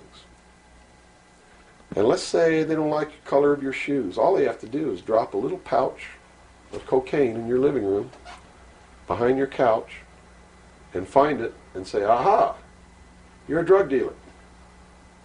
What happens then? Now they can confiscate your house, all your possessions, all your property, all your bank accounts, all your cars, boats, vacation cottages, whatever you have. And they can auction it off within 24 hours without ever even pressing charges against you. Without a court order, without due process, without just compensation. And there's not a damn thing that you can do about it. Not a damn thing. At least right now. At least right now. And the reason you can't do a damn thing about it is because you're the one who brought it about through your stupidity. You're mentally crippled. You're operating from a position of ignorance apathy, abdication, irresponsibility. And we're losing our country, our freedoms, everything. Now, these are strong accusations of the American public. What do you hope to accomplish by angering the very audience that you want to watch and listen to you? Go prove me wrong. Go make me the idiot. In so doing, you're going to find out what the truth is, and maybe you'll wake your up. And if you do, maybe we can save our country. Because I don't really care at this point whether you get mad at me or not. My country's disappearing. My freedoms are disappearing. My daughter's going to live as a slave in the New World Order if you people don't wake up and help me. So, if I had a 2x4, literally, I would smack you upside the head with it. I don't care if you get mad at me. It's beyond that state. You know, I'm willing to put my life on the line. Why would I care if you get mad at me? Mm-hmm. You know? People say, well, don't you feel threatened? Don't you feel like your life is in danger? Are you kidding? You're the people who sent your sons and daughters to fight an illegal, immoral, unjustified war in the Middle East? And that didn't bother you a bit that they might have got killed over there? And you're worried that I might get hurt or killed? Right here, really defending my country? Really fighting in defense of the Constitution? Right. You brought up the Persian Gulf War. That's something that's still on a lot of people's minds. Based on what you're saying, what was the reason for that war? They should feel really guilty. They should feel really bad about that. I mean, what about a Saddam Hussein that everyone seems to agree is you know, the evil man here, that we had the right to go in and punish, destroy, or whatever? Well, it's funny that the man who purported to want to destroy Saddam Hussein was the man who really built Saddam Hussein when he was in the Central Intelligence Agency. We have been building up Saddam Hussein's arsenal. His technology comes from us in the Soviet Union. We built him up to create that war. We did it for a purpose, and the purpose was, look at this. If George Bush knew what he was doing, how come he didn't know what he was doing? Here's what he said. We've got to send troops to the Middle East because we can't afford to pay $26 a barrel for oil. That's on tape. Next he comes out and he says, no, it's not about the price of oil. It's because Saddam Hussein's not going to stop at Kuwait. He's going to go into Saudi Arabia, and those are our friends, our buddies. So we got to go defend Saudi Arabia. And then James Baker says in a press conference, nope, it's not about Saudi Arabia. It's not about $26 a barrel for oil. It's about jobs. Folks, we're going to get you a job, and to do it, we're willing to kill your sons and daughters. Yes, sir, we're going to send them off to get killed so that you can have a job. Prosperity. That's what it's all about. Well, what was the actual scenario if we hadn't have gone in? Well, see, that's not the end of it yet. Okay. Then George Bush comes out and says, whoa, the White House is flooded for telegrams. They don't want their sons and daughters to get killed for a job. It's not about jobs. It's about naked aggression. Yes, sir, there's a little Hitler over there called Saddam Hussein. Yeah, and we're going to go destroy him because the world doesn't need another Hitler. Never mind Pinochet in Chile, who's another Hitler. Never mind all the other Hitlers in the world. Was that Never mind Tiananmen Square. Well, then, you know, then people would say, well, the American government's not interested in that because money is not in you know, it's the oil here. We're talking about money. No. So you're saying it's not even that. No. They've been planning this war for years. In fact, Arco Press wrote a book about it. The name of the book is Rapid Deployment Forces. It was published in 1985. It names Kuwait as the country. It talks about Operation Bright Star, where they've been practicing the war every year since the early 80s. Sending troops over there, practicing the war. Liberating Kuwait. It's even named in the book. The whole thing was spelled out years ago. What it was all about was to establish the New World Order. You see, because for the first time in the history of the world, it's established the legal international precedent that the United Nations could pass a resolution and send its police force to enforce that resolution, and that the member nations would have to pay for that action. And George Bush said it very clearly, but nobody was listening when he said, no longer will any nation stand against a world united. And with that action, he established the legal foundation in international law that the United Nations is now legally and overtly the one world government, and that the United States military forces and the other forces that were sent by other countries were established as the one world police force under the United Nations. Have you seen the new Air Force uniforms yet? Nowhere on them does it say United States or U.S. They are United Nations uniforms. Go look at them. What role in the Middle East, again, does Israel play in this? Israel was created as the instrument to bring about the Battle of Armageddon and the fulfillment of prophecy, a war that will be so terrible, where nuclear weapons will be used, so that the American citizens and the other people in the world will get down on their knees and beg for no more war. And what is the answer to that? They're going to be told the only way we can guarantee no more war is if we destroy the sovereignty of nations and we come together as one humanity in a one world government. Right. Now I'm telling you, unless the American people wake up and stop it, starting in about 1996, the Battle of Armageddon will become a reality. Not because two nations got mad at each other and decided to fight, and that's why Saddam Hussein was not destroyed. He will be the instrument that will bring that to pass. Right. Yeah, they purposely did not go in and do that. Saddam Hussein will be portrayed as the Antichrist. Babylon is in Iraq. Read the book of Revelations. Whether you believe in the book or not, read it, because the men who are bringing this about are using it as their script. Well, the UN did indeed charter Israel as a sovereign nation. They were the ones who created this state. That is correct. It was really created by Great Britain and the United States, with the United States being the major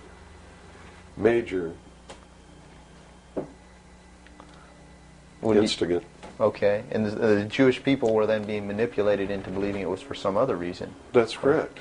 They've always been manipulated. And I get people who still come to me all the time and say, Bill, you're all wrong. It's the Jews. The Jews are subverting the world. Man, it's not the Jews. It's not the Catholics. It's not the blacks. It's these men who belong to the ancient mystery schools, who meet in secret and decide the fate of the world. And they belong to all different races and all different nationalities and all different religions to the public point of view.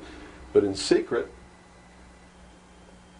it's a different story. How about the European community? Here seems, based on your theory, another group of sovereign nations coming together to form one government. The European community, the EEC, was created by the Central Intelligence Agency, working through a lodge in Italy called the P2 Lodge. Propaganda 2 is the name of it, which is the intelligence arm of the Vatican.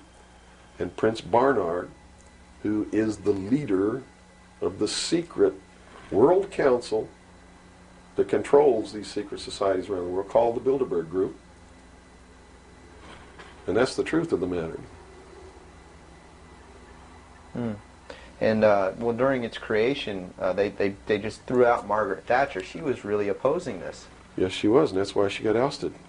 Okay. So did the Shah of Iran. So did Marcos. Anyone who opposes it gets ousted. That wasn't an overthrow of Marcos by the people in the Philippines. It was organized, instigated, and carried out by agents of the Central Intelligence Agency and the KGB. The overthrow of the Shah of Iran, our intelligence community is trying to tell us they didn't know anything about it. They didn't know what was happening. Bullshit. They organized it. They instigated it. They are the ones who caused it to come to pass. You see, because we didn't have a National Security Agency or a Central Intelligence Agency before the UN Participation Act was signed. And these organizations were created to bring about the one world government, the New World Order. And it had to be done in a manner that the people would not know that it was being done, and the only way they could do that was hide it behind the veil of national security.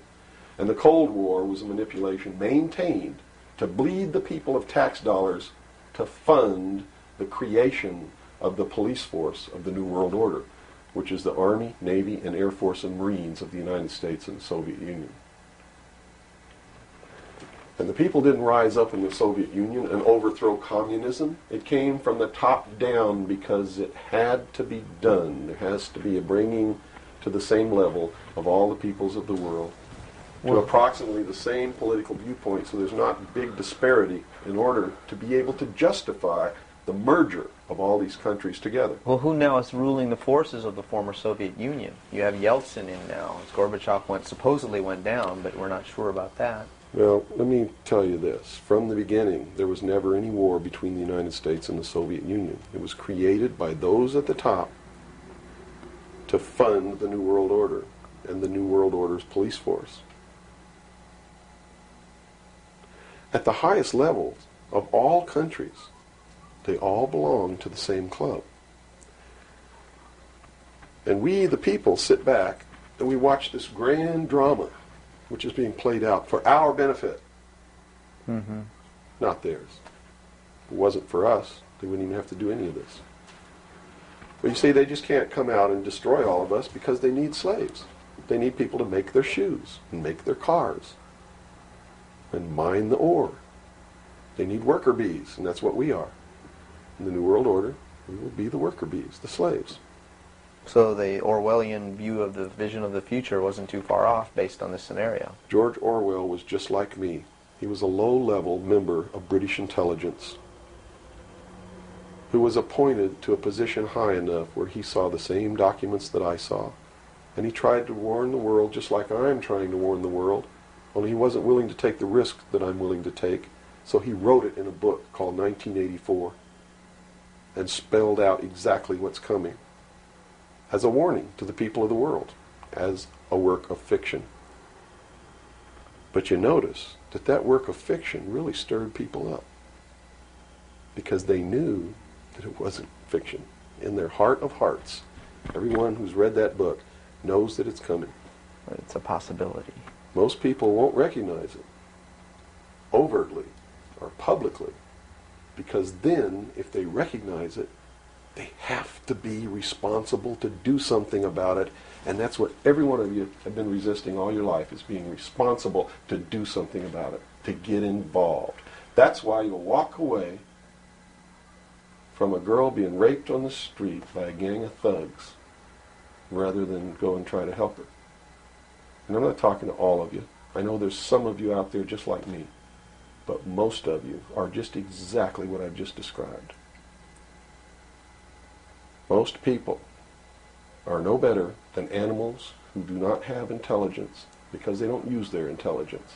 And to these men who control things behind the scenes, you are stakes on the table by choice and consent, and will always be ruled and manipulated and enslaved by people who do use their brains. As long as we're debunking some myths, because it's putting pieces of this puzzle together, I think, for a lot of people that may be watching. The hostage situation in Iran that got Carter out of office, is this another orchestration? And if so, how does it fit into the October surprise is no myth. There was a deal made. There was a deal made at the highest levels to keep the hostages until after Reagan was elected. Do you really believe that it was an accident, that it was a coincidence, that 30 minutes after Ronald Reagan was sworn in, took his oath of office, the hostages were released? Did they want Carter out? Are you really that naive? I can't believe it. Did they want Carter out? Yes, they wanted Carter out. They wanted Carter out. He wouldn't play by the rules? Or what was I don't know why they wanted him out, but they wanted him out. Carter was ineffective. He did not have the support of all the American people. They need people who can manipulate the American people so that they have their support. My message is to you is don't support anybody unless they're doing what we know to be right. Don't believe them. Don't fall for the manipulations. Double check everything they say. And that means you can't rely on the media as it is today either. Oh, of course not. All the media in this country, radio, television, and print, is all owned by 5 corporations. All of these corporations that own the media are owned and controlled, and members of the Council on Foreign Relations sit on their board of directors. Can you name those 5 corporations? Is that... Not off the top of my head. Okay. I could try, but I don't want to take a chance on being inaccurate. But you can trace that yourself. Okay. Remember, if you go down and you trace the ownership of a station or a newspaper, and you get to a corporation, remember that somebody owns that corporation, and it's usually another corporation. But when you trace the interlocking of all these things, when you get to the top, there's 5. And all journalists know that there's some things you don't write about, and you don't talk about, because you'll lose your job. And that's where the control is. And that's why they pay anchormen like Dan Rather $2 million a year, because he doesn't question them. He knows that if he goes against them, he's going to lose $2 million a year. Do you think a man that looks pretty and sits in front of a TV camera for the 6 o'clock news is worth $2 million a year? No way. I don't care how long he works and I don't care what he does. There is no job worth $2 million a year. That's why they pay athletes these fantastic salaries. I was listening to the radio the other day. They just contracted to pay one player on one team $6 million a year. Can you believe this? And why is that? It's the Roman circus. What does the emperor do when the people become restive, and when the people are asking questions, and when the people don't like the policies of the emperor? He sends them to the circus. He creates a circus. He builds a giant coliseum. And he begins to throw the Christians to the lions. And he has great chariot races and football games and basketball games, all to keep the idiots preoccupied with things that don't mean anything in the scheme of the entire world, so that they don't have the time to learn what the truth is, so they don't ever get smart enough to learn how they're being manipulated, so they don't ever question the emperor. That's why they pay a player on a football team or a baseball team $1 million or $2 million or $3 million a year. It is the Roman circus. I know men who don't know anything in the world except who plays third base for the Mets. And they think that's a great accomplishment. And they meet and pat each other on the back and bond and go have cocktails and talk about what this guy that plays third base for the Mets did in last night's game. It's sad. It's really sad. Is there any room in a kind of society where these manipulations are not taking place for this type of entertainment, or any type of entertainment at all? If people understand that a game is a game, if people understand that nobody, no matter what they do, is worth paying $2 or $3 million a year for, people should be able to get rich if they want to, by the sweat of their individual labor. Okay? By going out and doing something for the world. Not by taking people's minds away from the emperor.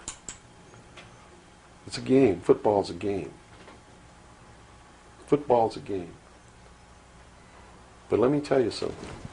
When 150 of the most powerful men and women in the world can meet in secret in Baden-Baden, Germany, and plot the fate of billions, and nobody even cares about it, but 6 football players go to lunch together, and it's in the headlines across the country, you have a reflection of the society in which that exists. And it is a sick society that is doomed to self-destruction. So based on that scenario, there's some truth into what these men are looking at. Absolutely, and that's what makes me so sick, is that I'm trying to wake up a people who on a daily basis are proving the ones that I'm warning them about to be right.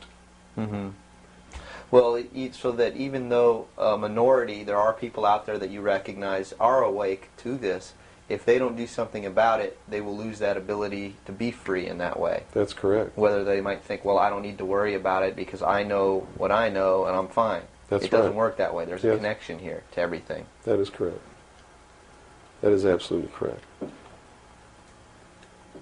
A nation of people who are willing to send their sons and daughters that they profess that they love to a foreign country to die, and they use the excuse to themselves that they're sending them off to defend our country, and they know damn well that's a lie, are doomed. It's funny, there's a parable, you said Ben Franklin earlier was even a part of this. Yes. A parable of Ben Franklin, I don't know if you're familiar with it. He paid too much for the whistle. He came up when he was a young boy. Are you familiar with that parable? No, go ahead. Where when he was a young boy, he was given an allowance, and it was a decent amount of allowance, and he was going to the store to get a toy. He was very excited about that, and along the way he met some boys who had this whistle, and he saw that, and he saw the little boys blowing this whistle, and he thought, wow, the greatest whistle, this is the greatest toy. He really wanted this thing. Mm-hmm.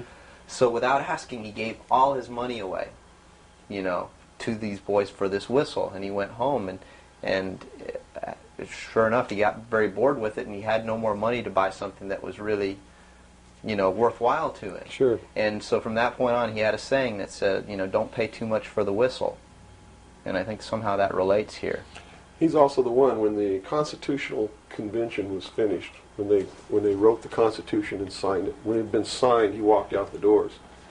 Someone outside, I forget who it was, I believe it was a reporter for one of the newspapers in the 13 colonies, asked him, said, "What have you wrought, Ben?"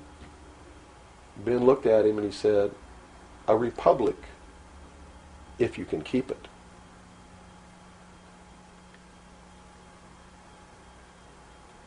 He knew. He did. And that's a good place to end. Yeah, I think so. That's a great ending. Wow. Good job, guys. All right, Bill? Bill. Yo. Fantastic. Good. Thanks, Bill. Where's your towel? Right there. I'm about ready Yeah, to these lights are roasting me. Man. kill. I've already had my son. I'm ready for a bath. The major media is great at putting out the propaganda because, this meme out there, this idea put out by the mainstream media that we have the people have no choice because, after all, you just can't let them fail. The government has to bail them out because it would be much worse to just let them fail. And this is remarkable because the major mainstream media have gotten the American public to buy into policies that guarantee their impoverishment. And it's just a testament to the triumph of mainstream media to push out any dissenting voice or any debate or any kind of public service that you would think would be inherently obligatory for a public airwave to adhere to. They've been, the public airwaves, which started out as a public utility more or less, have been, of course, co-opted by the corporate agenda, and now serve purely at the behest of the propaganda meisters in Washington and in the banking system, who put out these ridiculous, these ludicrous ideas that, we just can't let them fail. And anybody who now has seen their monthly income go drop by 90% due to the drop in short-term interest rates by the banking system, the people who are now starving because their monthly income has been slashed by 80 or 90%, these people have had their monthly income slashed for no reason other than to bail out these bankers. So when you say that, well, we couldn't let them fail, you have to understand that simultaneously you have to understand that you, the individual who's had your monthly income slashed, is where the money is coming from. You are subsidizing the Merrill Lynch bonuses and the Wall Street bonuses. And not only have you had your money stolen, but then you turn around and defend the crooks. And this has got to be the very nature of this whole idea of the Stockholm Syndrome, where the person who's been kidnapped falls in love with their captor. The American people have been kidnapped by the banking system, and now they're defending the banking system while the banking system steals their money in the form of driving interest rates low to bail out banks who have kept afloat this enormous slush fund scheme, unnumbered accounts that are simply there to launder money, launder losses.